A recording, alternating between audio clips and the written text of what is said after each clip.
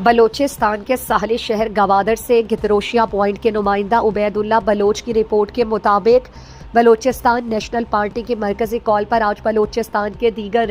شہروں کی طرح گوادر میں بھی مکمل شٹر ڈاؤن ہڑتال کی جا رہی ہے، جس کے باعث تمام مالیاتی اور کاروباری اور تجارتی مراکز بند ہیں۔ یہ احتجاج بلوچ یکجہتی کمیٹی کے مرکزی سربراہ doctor مہارنگ Baloch, Sumi Uddin Baloch, be بو بلوچ، معذور رہنما بی بگر بلوچ سمیت دیگر بلوچ نوجوانوں کی گرفتاری اور اغوا کے خلاف کیا جا رہا ہے۔ بلوچ یکجہتی کمیٹی نے ہڑتال کی حمایت کا اعلان کیا تھا، جبکہ بی این پی کے رہنماؤں نے کہا ہے کہ بلوچستان ایک طویل عرصے سے سیاسی اور سماجی بحرانوں کا شکار ہے، لیکن حالیہ دنوں میں بلوچ خواتین کی گرفتاریوں نے صورتحال کو مزید سنگین بنا دیا ہے۔ خواتین کی گرفتاری نہ صرف انسانی حقوق کے سنگین خلاف ورزی ہے، بلکہ اس سے بلوچستان میں پہلے سے موجود بے چینی اور غم و غصہ مزید بڑھ سکتا ہے۔